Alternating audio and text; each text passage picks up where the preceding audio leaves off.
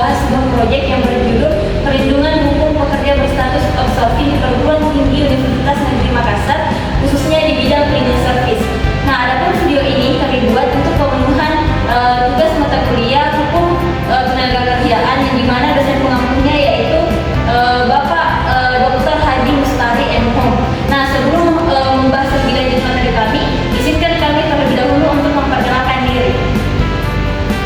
Saya Cinta Lestari selaku moderator dari kelompok 3 Hukum Tenaga Kerjaan dengan NIM 220611500024. Perkenalkan, nama saya Abdul Rahman dengan NIM 220601500023. Saya Nugalnia dengan NIM 220601501036. Perkenalkan, nama saya Abdul Azura dengan NIM 2206015011035.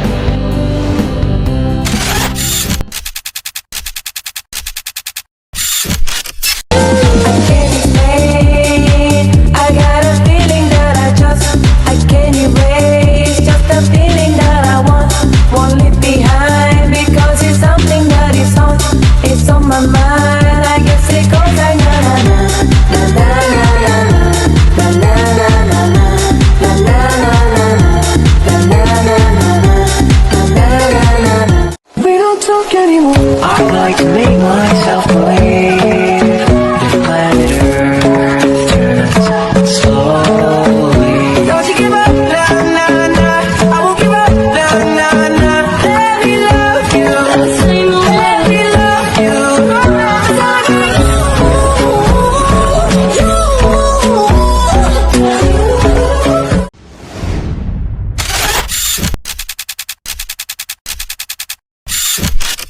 Baik, bismillahirrahmanirrahim. Assalamualaikum warahmatullahi wabarakatuh. Shalom, Om Swastiastu, Namo Buddhaya, dan salam kebajikan untuk kita semua.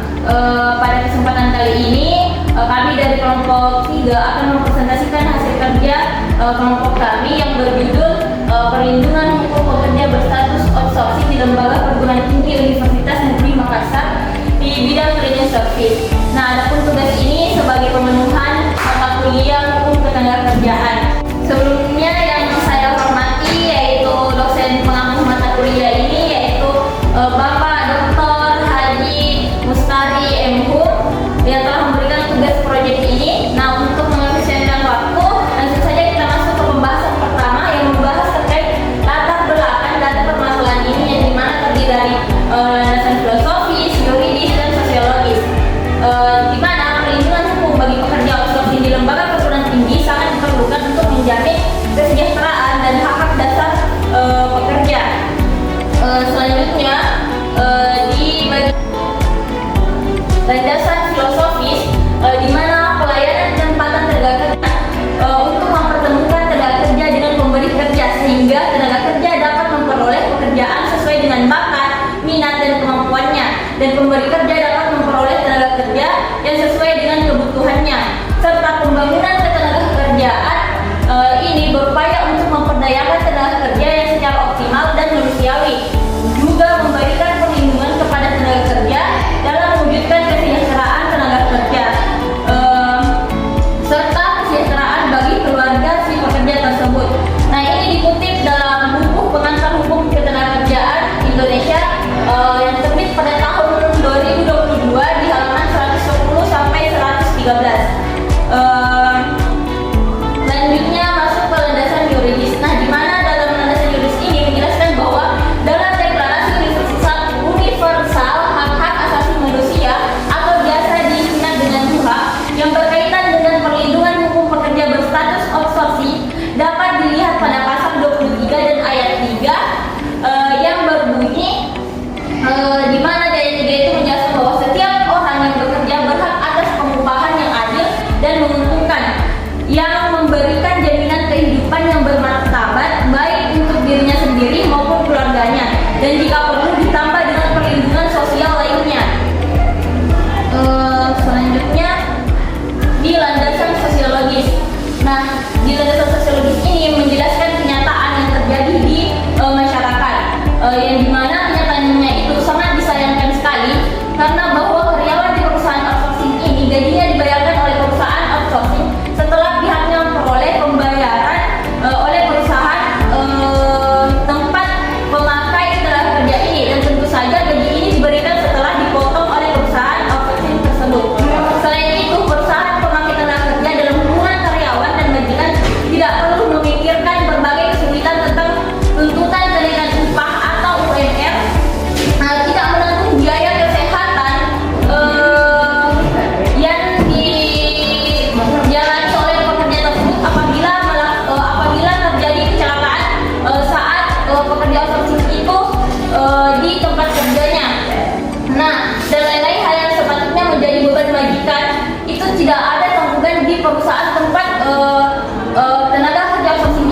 pekerja. Nah, bagi karyawan outsourcing, maka cara kerja seperti ini adalah cara yang sangat menyudutkan karena ia tidak dapat menuntut apapun kepada perusahaan di mana ia sebenarnya bekerja.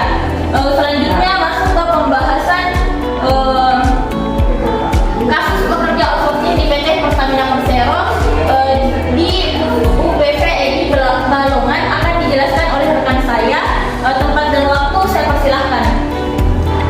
Baik, selanjutnya terkait masalah atau kasus yang terjadi di masyarakat, yaitu salah satunya kasus pekerja outsourcing di PT Pertamina Persero UPV Balongan, di mana pekerja outsourcing mengalami perlakuan tidak adil dengan banyak diantaranya bekerja di sektor kebersihan dan keamanan. Penelitian yang dilakukan oleh Evi Rosmanasari SH menunjukkan bahwa pekerja ini sering menghadapi rentang jam kerja yang tidak sesuai dan upahnya yang jauh di bawah upah minimum regional atau UMR di Kabupaten Indramayu. Nah, selanjutnya mengenai portofolio 1 menjelaskan masalah pertama, seberapa seriuskah masalah tersebut dalam masyarakat. Nah, masalah perlindungan hukum pekerja berstatus outsourcing sangat serius dalam masyarakat karena banyaknya pekerja yang tidak mendapatkan hak-hak normatif yang seharusnya mereka terima, seperti upah yang layak, jaminan kesehatan, perlindungan dari pemutusan hubungan kerja sepihak. Pekerja outsourcing juga sering kali terjebak dalam situasi yang dimana mereka tidak memiliki akses ke mekanisme penyelesaian sengketa yang memadai, sehingga menempatkan mereka dalam posisi rentan. Selanjutnya, seberapa luaskah penyebaran masalah tersebut di negara kita? Nah, problem perlindungan hukum pekerja outsourcing tersebar luas di Indonesia, terutama di institusi besar seperti universitas dan industri besar. Dengan pertumbuhan populasi dan kebutuhan akan efisiensi biaya oleh perusahaan, banyak lembaga termasuk perguruan tinggi beralih ke sistem outsourcing. Hal ini menyebabkan banyaknya pekerja outsourcing yang tersebar di berbagai sektor, termasuk pendidikan, kesehatan, dan industri lainnya mengalami perlakuan yang tidak adil. Nah, selanjutnya, mengapa masalah ini harus ditangani oleh pemerintah? Nah, pemerintah perlu menangani masalah ini karena perlindungan hak-hak pekerja merupakan bagian dari tanggung jawab negara dan menjamin kesejahteraan rakyat tanpa intervensi pemerintah. Pekerja outsourcing akan terus berada dalam kondisi yang tidak menguntungkan dan berpotensi melanggar hak asasi manusia. Nah, selanjutnya, tingkat atau lembaga pemerintah yang bertanggung jawab menangani masalah tersebut dan bagaimana cara mereka lakukan untuk menangani masalah tersebut. Nah, lembaga pemerintahan yang bertanggung jawab menangani masalah perlindungan pekerja outsourcing adalah Departemen atau Kementerian Ketenagakerjaan. Mereka melakukan langkah-langkah seperti yang pertama, meningkatkan edukasi dan kampanye publik tentang hak pekerja. Yang kedua, melakukan inspeksi lapangan untuk memastikan adanya pelanggaran. Yang ketiga, memberikan sanksi yang tegas kepada perusahaan yang melanggar regulasi. Dan selanjutnya, mengembangkan program-program proteksi sosial yang lebih baik untuk pekerja outsourcing. Nah,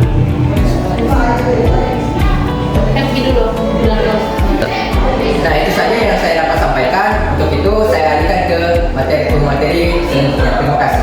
Baik, selanjutnya yaitu pembahasan mengenai kebijakan.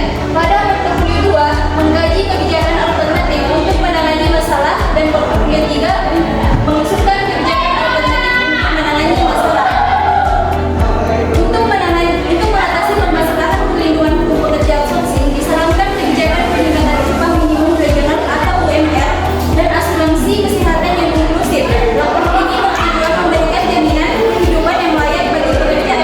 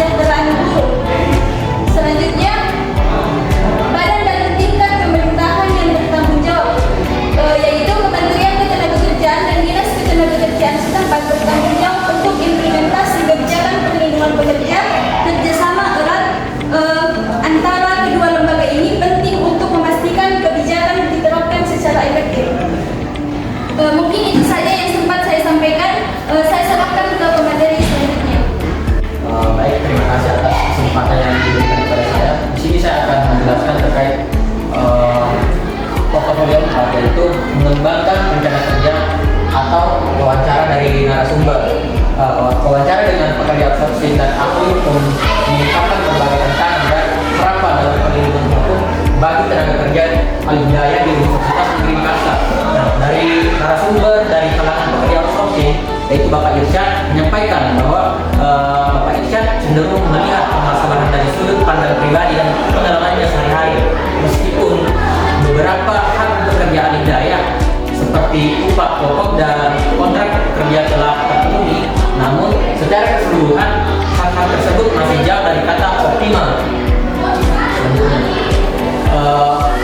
Selanjutnya kami adakan wawancara dengan salah satu dosen hukum, yaitu Dr. Herman, yang menjelaskan bahwa betapa pentingnya memahami status hukum dan hubungan hukum tenaga outsourcing. Dia menekankan bahwa hubungan kerja mereka dengan perusahaan penyedia tenaga kerja seringkali menjadi hambatan untuk mendapatkan hak-hak normatif seperti UMR. Apakah narasumber ini mendukung atau menolak kebijakan yang kami usulkan? Nah, Bapak Irsyad maupun Dr. Herman memiliki pandangan yang berbeda tentang kebijakan yang kami usulkan. Bapak Irsyad sangat berharap adanya dukungan untuk pelindungan lebih baik, sementara Pak Herman meragukan efektivitas tanpa perubahan sistemik pada undang-undang, mengubah ketentuan di dalam undang-undang Cipta Kerja, ketentuan di dalam undang-undang Ketenagakerjaan tentang status hukum dan hubungan hukum tenaga kerja alih daya, karena tanpa itu semua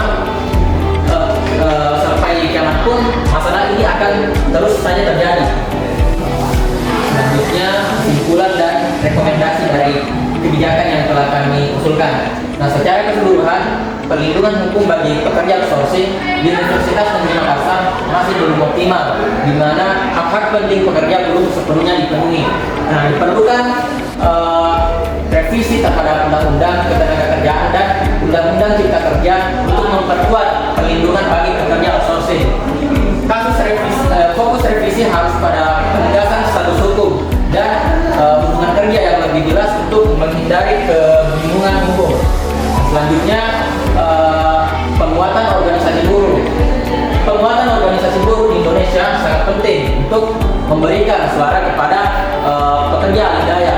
Organisasi buruh yang kuat dapat membantu dalam perlindungan dan advokasi, serta menjamin perlindungan hak-hak pekerja yang lebih efektif.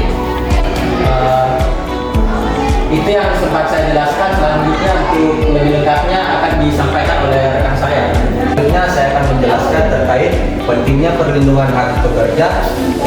Perlindungan hak pekerja adalah tanggung jawab negara dalam menciptakan kesejahteraan. Hak-hak seperti upah yang layak, keselamatan dan kesejahteraan harus diutamakan untuk mencapai keadilan sosial dan meningkatkan kualitas hidup pekerja. Dan ada pun juga langkah-langkah selanjutnya untuk perbaikan. Langkah selanjutnya mencakup kolaborasi antara pemerintah, perusahaan, dan organisasi buruh untuk menyusun kebijakan yang lebih pro lembaga, penegakan hukum yang ketat, dan kesadaran masyarakat adalah kunci untuk perbaikan sistem ketenagakerjaan. Sekian dari saya kembalikan ke... Baik, itulah tadi penjelasan dari rekan-rekan kami dari kelompok 3 yang membahas proyek perlindungan hukum pekerja berstatus outsourcing di Lembaga Perguruan Tinggi Universitas Negeri Makassar di bidang